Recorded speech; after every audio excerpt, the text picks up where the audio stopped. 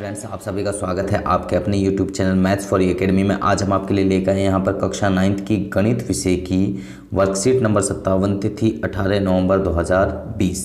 तो इस वर्कशीट के अंदर हम इसको दोनों मीडियम में आपके लिए लेकर आए, इंग्लिश मीडियम और हिंदी मीडियम।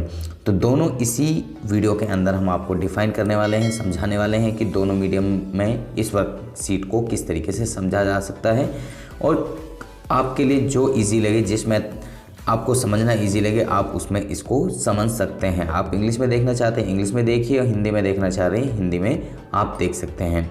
तो यहाँ पर दोनों मीडियम का हम यहाँ पर आपको डिफ़ाइन करें। सबसे पहले हम हिंदी मीडियम का आपको डिफ़ाइन करें, उसके बाद में हम इंग्लिश मीडियम का डिफ़ाइन करेंगे, और जो क्वेश्चंस हैं दोनों की दोनों, उनको हम इंग्लिश और हिंदी मीडियम में दोनों को डिफ़ाइन करेंगे आगे।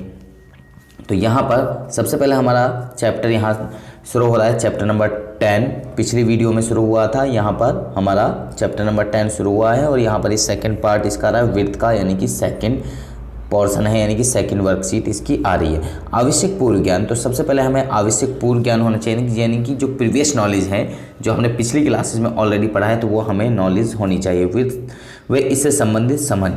तो बच्चों, आप इर्त व इससे संबंधित पदों के बारे में तो जानते ही। आइए अब अपनी इस समझ को कुछ परिमेय के द्वारा बेहतर बनाते हैं। तो यहाँ परिमेय नंबर 1, वृत्त की बराबर जीवियाएँ। वृत्त की बराबर जीवियाएँ केंद्र पर बराबर कोण अंतरित करती हैं, यानी कि केंद्र पर, यानी कि सेंटर जो ये ओ है, इस पर बराबर कोण बनाती हैं। तो सबसे पहले जो दिया है वो हम नोट करते हैं।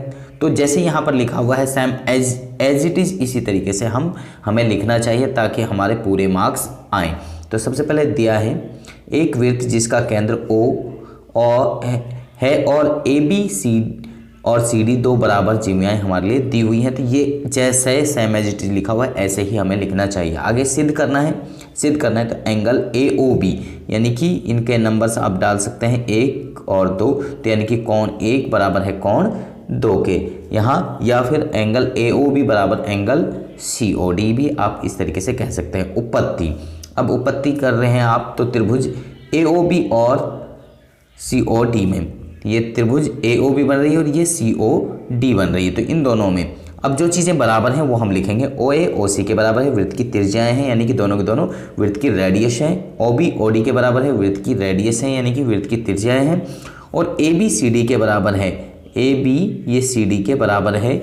ये आपको ऑलरेडी यहाँ पर दिया हुआ है कि ये दोनों के दोनों बराबर हैं, तो ये दिया है।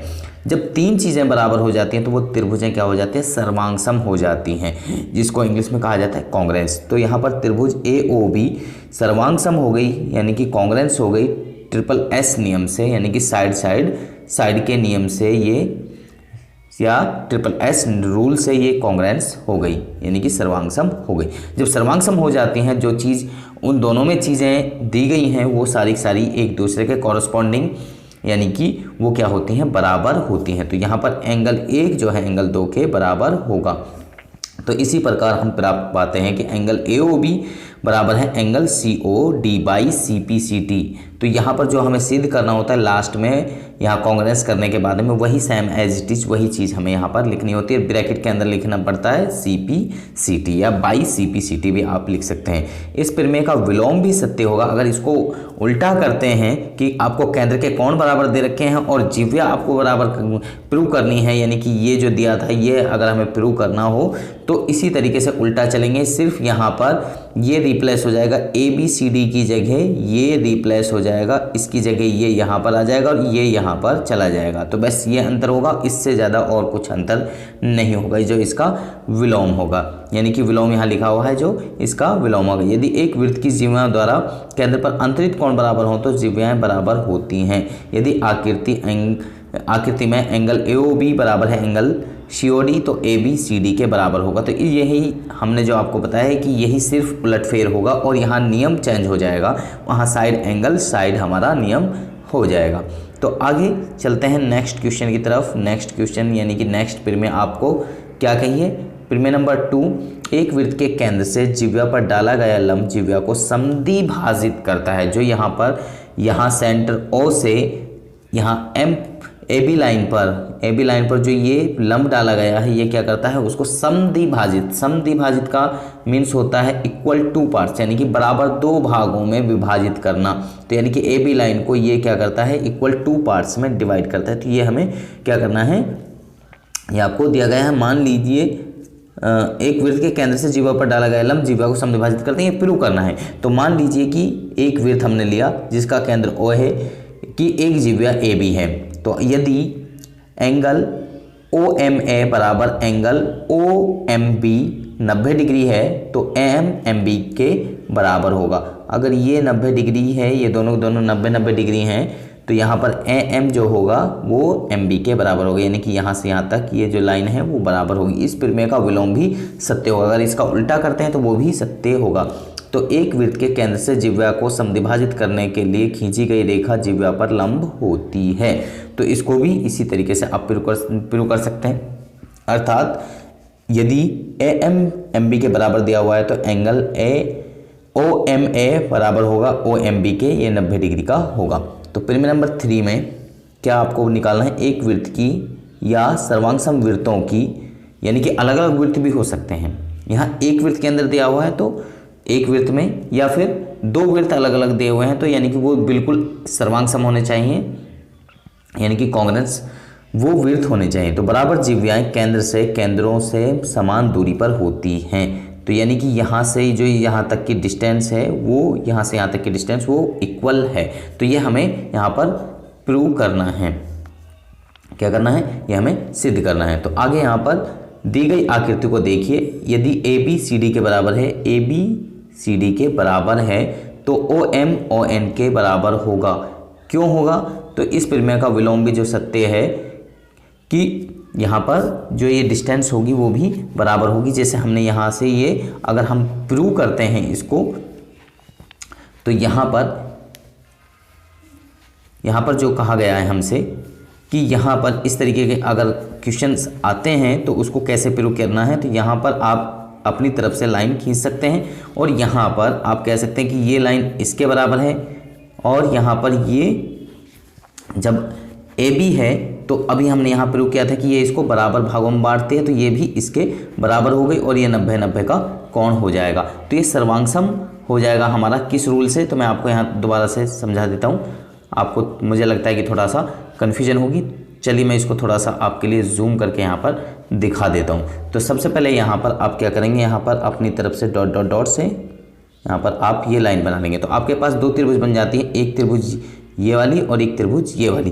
तो इसमें अगर आप कहते हैं कि ये इसके बराबर है, जैसे कि हमने इससे ऊपर वाली प्रमेय में अभी प्रूव किया है कि ये इसके बराबर होगी, ये हमारी दोनों की दोनों क्या है, रेडियस है, इसलिए यहाँ पर 2 पर हम टिक लगा लेते हैं। ये हमारा 90 का होगा, ये भी हमारा 90 का होगा। तो ये RHS रूल से क्या होगा, ये दोनों की दोनों ट्रायंगल सर्वांग सम हो जाएंगे। तो इसीलिए जब सर्वांग सम है तो OM जो है ON के बराबर होगा। तो ये यानी कि जो साइड है ये इसके बराबर होगी। तो चलिए हम इसको थोड़ा सा अब सही पोजीशन में कर लेते हैं। तो इस तरीके से ये हमने प्रूव करके आपको यहाँ पर दिखा दिया है। तो यहाँ पर आगे इस प्रमेय का विलोम भी सत्य होगा। अगर इसका उल्टा करते हैं तो वो भी क्या होगा, यानी कि सत्य होगा। एक वृत्त के केंद्र से समदूरी जिह्वाएं लंबाई में समान होती हैं, अर्थात OM ON के बराबर है तो AB CD के बराबर होगा। अब यहाँ पर एग्जाम्पल नंबर फर्स्ट लेते हैं। तो एग्जाम्पल नंबर फर्स्ट किस तरीके से आपको यहाँ पर समझा रखा है, किस तरीके से डिफाइन कर रखा है। यदि एक वृत्त की दो प्रतिच्छेदी जिह्वाएं प्रतिच्छेद बिंदु से जाने वाले व्यास से समान कोण बनाए तो सिद्ध कीजिए कि जिह्वाएं बराबर होती हैं। तो हल सबसे पहले जो दिया है कि एक वृत्त जिसका केंद्र O है, दो जिह्वाएं AB और CD बिंदु E पर प्रतिच्छेद करती हैं, यानी कि इस पॉइंट पर ये काटती हैं। E से जाने वाला PQ एक ऐसा व्यास है जो एंगल AEQ और DEQ के बराबर है, यानी कि ये एंगल इसके बराबर है। यहाँ पर ये जो दिए हुए हैं ये दोनों एंगल बराबर हैं। तो सिद्ध करना है कि AB जो है यहाँ से यहाँ तक AB जो है CD के बराबर है, यानी कि जो दोनों जिह्वाएं दी हुई हैं वो दोनों की दोनों हमारी क्या है, बराबर है। हमें प्रूव करना है।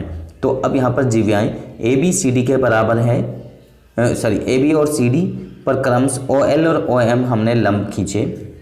यहाँ पर ये अपनी तरफ से जो डॉट डॉटेड लाइन आपको दिखाई दे रही है हमने अपनी तरफ से खींचे।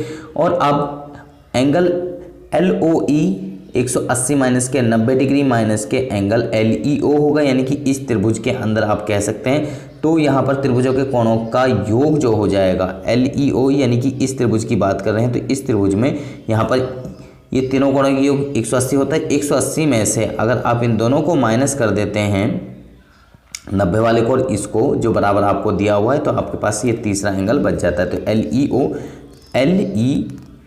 LOE यानी कि ये वाला एंगल आपके पास बच जाता है, ये वाला एंगल आपके पास बच जाता है त्रिभुजों के कोणों के योग का गुण के द्वारा।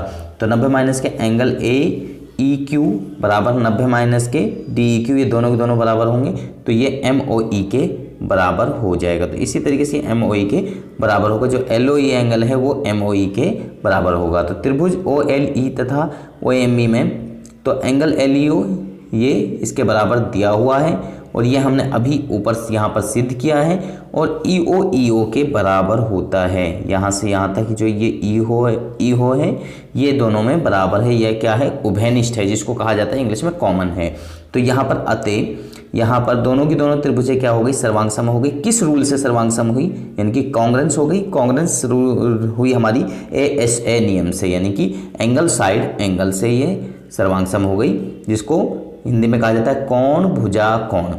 तो यहाँ जो चीज़ हमें निकालने के लिए कही गई है, तो वो हम आप कह सकते हैं कि OLOM के बराबर है बाई CPCT। तो इसीलिए AB बराबर CD एक वृत्त के केंद्र से समदूर जीवें लंबाई में समान होती हैं, जैसा कि हम ऑलरेडी ऊपर प्रीमियम में सॉल्व कर चुके हैं।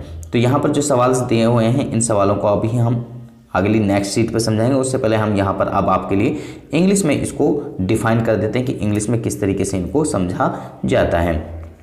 तो यहाँ पर रिक्वायर्ड प्रीवियस नॉलेज, जैसे हमने कहा कि आपको प्रीवियस नॉलेज का ज्ञान होना चाहिए। Children's you know about the circle and its related terms, आप सर्कल के बारे में और उसके रिलेटेड टर्म्स के बारे में जानते हैं। Let's develop a better understanding with the help of the some theorems. यहाँ पर सम थ्योरम्स दी हुई हैं। Theorem number 1, equal chords of a circle substance equal angle at the centre, यानी कि यहाँ पर सेंटर पे इक्वल एंगल बनाती हैं। तो ये हमें प्रूव करना था।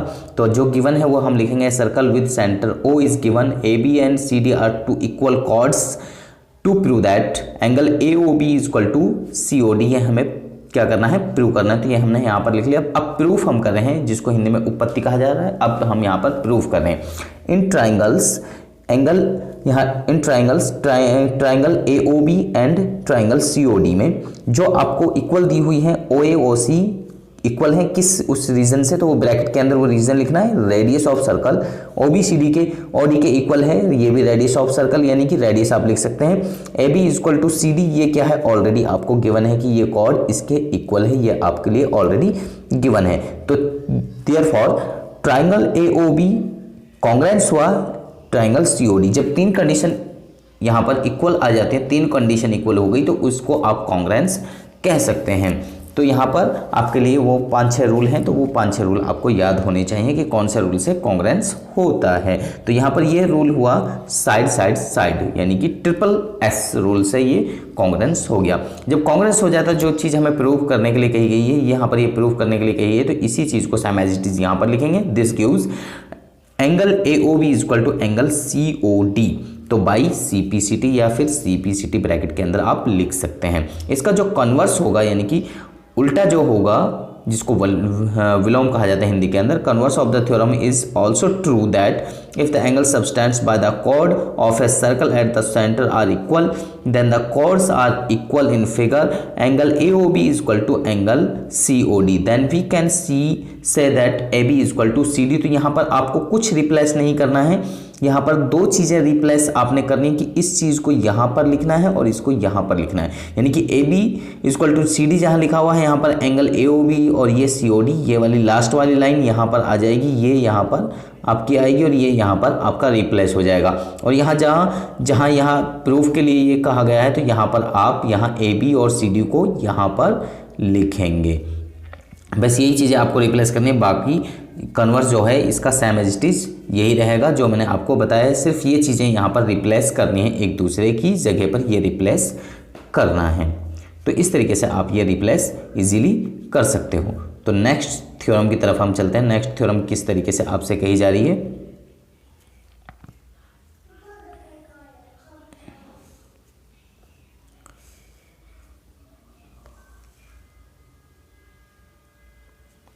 तो नेक्स्ट थ्योरम है हमारी यहाँ पर theorem number 2, the perpendicular from the centre of the circle to a chord bisect the chord, कि कॉर्ड को बाइसेक्ट कर रही है, यानी कि जो हमारी ये कॉर्ड है इसको ये लाइन हमें बाइसेक्ट कर रही है, हमें प्रूव करना है। तो किस तरीके से प्रूव करेंगे, तो हम आपको अभी यहाँ पर बताते हैं। Let A B a chord of a circle with centre O.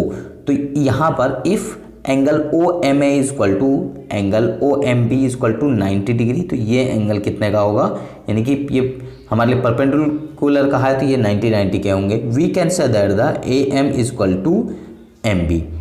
तो ये किस लिए होगा, तो यहाँ पर आप इस दोनों ट्राइंगल्स में देख सकते हैं, फर्स्ट ट्राइंगल और सेकंड ट्राइंगल, ये चीज़ आपकी इसके इक्वल होगी और यहाँ पर ओ एम के बराबर होगा और ये 90 आपको यहाँ पर ये जो कहा ये 90 होगा, तो ये कॉन्ग्रेंस हो जाएगा। कॉन्ग्रेंस के बाद में आप कह सकते हैं कि एम एम बी के बराबर होगा। तो इसी तरीके से जो इसका कन्वर्स होगा of the theorem is also true, converse इसका वो भी क्या होगा, ट्रू होगा।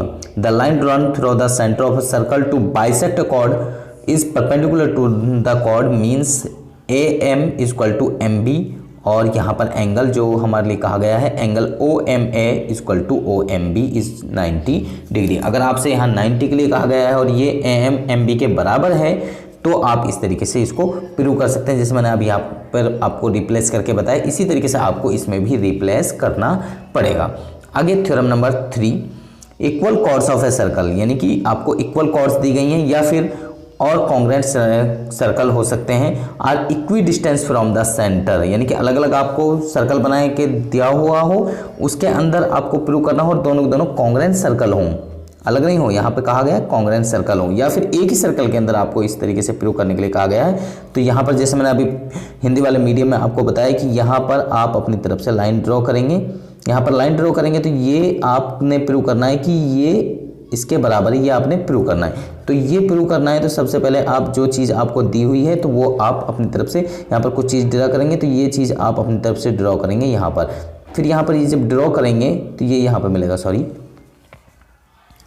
ये यहाँ पर आपका यहाँ से यहाँ मिलेगा।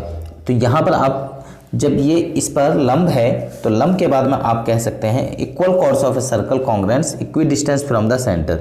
तो यहाँ हमने अभी यहाँ इस थ्योरम के अंदर पढ़ा है कि ये इसके इक्वल होगा क्योंकि दोनों जो कॉर्ड हैं वो इक्वल हैं।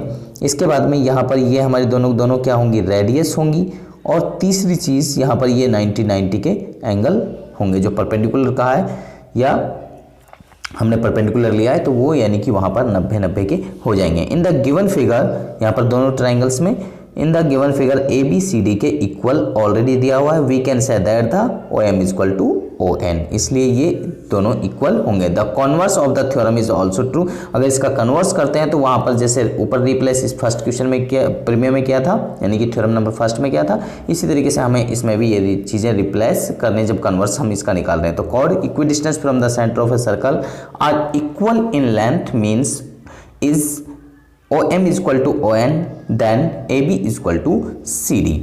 अब यहाँ एग्जाम्पल नंबर फर्स्ट की तरफ हम चलते हैं। एग्जाम्पल नंबर फर्स्ट में किस तरीके से आपको कहा गया है। Example number first, if two intersecting chords of a circle makes equal angle with the diameter passing through their points of intersecting prove that the chords are equal. आपने chords are equal यानी कि A B और C D जो ये chords हैं ये equal prove करनी है। सबसे पहले जो चीज़ें गिवन है वो लिख लीजिए, given that A B is equal to C D are two chords of a circle with centre O intersecting at a point E, P Q is a diameter. P Q क्या है, आपको diameter दिया हुआ है throw ई point पर, ये दोनों ई point पर क्या करें, एक दूसरे को क्रॉस करें such that angle A E Q is equal to angle D E Q, ये हमारा इक्वल हुआ।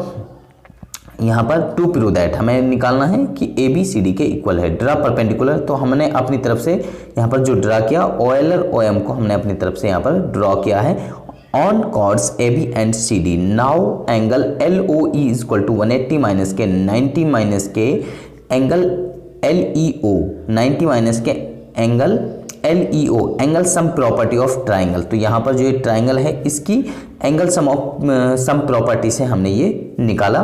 तो इसके बाद में यहाँ पर जो हमें इक्वल दिया हुआ है तो 90 माइनस के angle E E A E Q equal to 90 minus के डी ई क्यू इसको कह सकते हैं। जो यहाँ पर हमने अभी कहा है, तो यहाँ पर हमने ये कहा, तो इसमें यहाँ पर हमने ये रिप्लेस कर दिया 90 माइनस के MEO, और ये हमारा 90 जो है इधर 90 के इक्वल होगा, तो यहाँ पर एंगल ये MOE LOE एंगल के इक्वल हो गया। जब ये इक्वल हो गया तो अब यहाँ पर दोनों ट्राइंगल्स में, ये फर्स्ट ट्राइंगल और ये सेकंड ट्राइंगल, दोनों ट्राइंगल में, OLE और OME ट्राइंगल में, तो यहाँ पर LEO इक्वल टू MEO ये हमारे ऑलरेडी गिवन है और ये हमने अभी प्रूव किया है, जो ये हमने अभी प्रूव किया है, और EO के इक्वल है, ये क्या है, कॉमन है, यहाँ से यहाँ तक जो लाइन है ये कॉमन है। जब तीन चीज़ें कॉमन हो जाती हैं, तो मैंने आपको बताया कि तीन चीज़ें बराबर हो जाती हैं, यानी कि इक्वल हो जाती है, तो वो कॉन्ग्रेंस हो जाती हैं। तो देयरफॉर ट्राइंगल OLE कॉन्ग्रेंस है ट्राइंगल OME, किस रूल से, ASA यानी कि एंगल साइड एंगल रूल से। This gives OL equal to M by CPCT, so AB equal to CD chords equidistance from the centre of circle are equal in length. तो यानी कि ये दोनों के दोनों AB और CD इक्वल लेंथ की होंगी। तो यहाँ पर जो क्वेश्चंस हमारे लिए दिए गए हैं उनको हम आपको यहाँ पर बताते हैं, लेकिन उससे पहले हम बताने से पहले हम आपको कह रहे हैं यहाँ पर जो संदेश आपको दिया जा रहा है, कोविड-19 के लिए appropriate behaviour cab message, maintain physical distance 6 feet from 2 yard, यानी कि आप कम से कम 6 फीट और या 2 गज की दूरी बनाकर रखें। तो आगे यहाँ पर फर्स्ट क्वेश्चन क्या कहा गया है हमसे, तो फर्स्ट क्वेश्चन को हम देख लेते हैं। जो फर्स्ट क्वेश्चन हमसे कहा है कि पहला क्वेश्चन है, if two equal chords of a circle intersect within the circle, कि सर्कल के अंदर वो दोनों इंटरसेक्ट करते हैं, prove that the segment of one chords are equal to corresponding segment of the other chord, कि वो दूसरी कॉर्ड के इक्वल होगी। यदि एक वृत्त की दो समान जीवाएं वृत्त के अंदर प्रतिच्छेद करें तो सिद्ध कीजिए कि एक जीवा के खंड दूसरी जीवा के संगत खंडों के बराबर, यानी कि जो उसके टुकड़े हो रहे हैं वो भी इक्वल होंगे। तो ज्ञात करें। तो एक वृत्त जिसका केंद्र O है, जीवा AB जीवा CD है जो E पर प्रतिच्छेद कर रही है, तो OM AB पर लंब है, ON CD पर लंब है, और OE को मिलाया, तो यहाँ पर OE को हमने यहाँ पर मिला लिया, यानी कि इसको ज्वाइन किया। आगे यहाँ पर आपको सिद्ध क्या करना है, प्रूव क्या करना है, तो AE DE के बराबर है और CE PE के इक्वल है। प्रमाण यानी कि जो आप यानी कि यहाँ पर प्रूफ निकाल रहे हैं। तो यहाँ पर आपके सामने दो ट्राइंगल्स बन रही है, तो मैं इसको थोड़ा सा नीचे कर लेता हूँ फिगर को, तो यहाँ पर आपको समझ में आएगा। ट्राइंगल OME यानी कि ये ट्राइंगल, और ONE ट्राइंगल यानी कि ये वाली ट्राइंगल। OE के बराबर है, उभयनिष्ठ है, यानी कि कॉमन है, ये यहाँ पर क्या है, कॉमन है। OM ON के बराबर है, समान जीवा केंद्र से समदूरिस्थ होती है, यानी कि इक्वी डिस्टेंस होती हैं। जो हमारी परपेंडिकुलर लाइंस ये सेंटर से किसी भी कॉर्ड पे होती है वो इक्वी डिस्टेंस होती हैं, तो इसलिए ये हमारी इक्वल हुई। OME इक्वल हुआ एंगल ONE, ये क्या है, दोनों के दोनों 90 के, ये और ये क्या है, इक्वल है, ये 90 के हुए।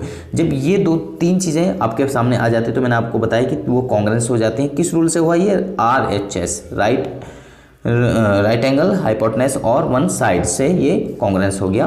तो ट्राइंगल OME यहाँ पर कॉन्ग्रेंस हुआ ट्राइंगल ONE के। जब कॉन्ग्रेंस हो गया तो जो चीज़ हमसे पूछी गई है वो चीज़ हमारी क्या होगी, इक्वल होगी बाई CPCT। तो MENE के बराबर हुई, MENE के क्या हुई, इक्वी डिस्टेंस हुई। तो M इक्वल टू 1/2 AB, तो ये इसका M का, अगर हम M की बात करें तो ये AB का हाफ है, क्या होता है, हाफ होता है। और इसी तरीके से CD जो है DN का, DN जो है CD का हाफ होगा, यानी कि आधा होगा। तो यहाँ पर आगे केंद्र से जीवा पर लंब जीवा को समद्विभाजित करती है। जो केंद्र है सेंटर से, यानी कि जो कॉर्ड पर परपेंडिकुलर होता है वो क्या करता है, उसको इक्वल टू पार्ट्स में डिवाइड करता है। परंतु AB इक्वल टू CD ज्ञात कीजिए, तो यहाँ पर ये हमें ज्ञात करना, तो M DN के बराबर है, जैसा कि हमने अभी यहाँ पर बताया। तो फर्स्ट और सेकंड को जोड़ने पर ME प्लस में AM equal to NE plus में DN, तो AE इक्वल टू DE हो गया, और ये इसी प्रकार CE जो है BE के क्या होगा, इक्वल होगा। तो इस तरीके से इस सवाल को हम इजीली सॉल्व कर सकते हैं। तो नेक्स्ट क्वेश्चन की तरफ चलते हैं। नेक्स्ट क्वेश्चन क्या है हमारा, second, if A line intersect two concentric circle, concentric यानी कि एक ही सेंटर है दोनों का, कंसेंट्रिक मीन्स होता है एक ही centre, with the same centre with centre at ABCD prove that A B is equal to C D. तो यहाँ पर ए बी जो है सी डी के इक्वल है, ये आपको प्रूव करना है।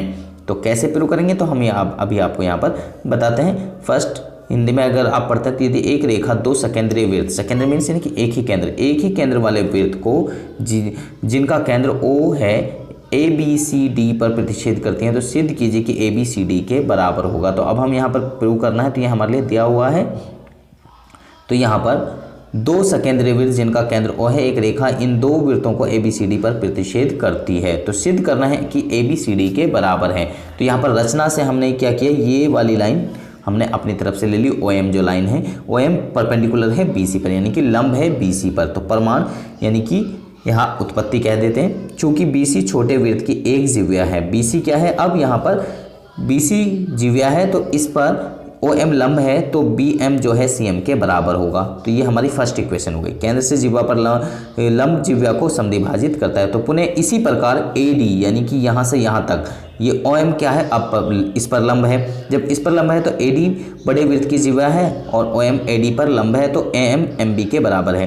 तो यहाँ फर्स्ट और सेकंड इक्वेशन हो गई। तो सेकंड इक्वेशन में से फर्स्ट इक्वेशन को घटाने पर, यानी कि सेकंड इक्वेशन में से फर्स्ट को घटाने पर जो इक्वेशन फर्स्ट है उसको सेकंड इक्वेशन में से घटा देंगे। तो इसमें से इसको घटाएंगे तो यहाँ एम माइनस के बी एम, यानी कि लेफ्ट साइड को लेफ्ट साइड में और राइट साइड को राइट साइड में से, तो एम माइनस के बी एम और यहाँ पर ये डी एम है।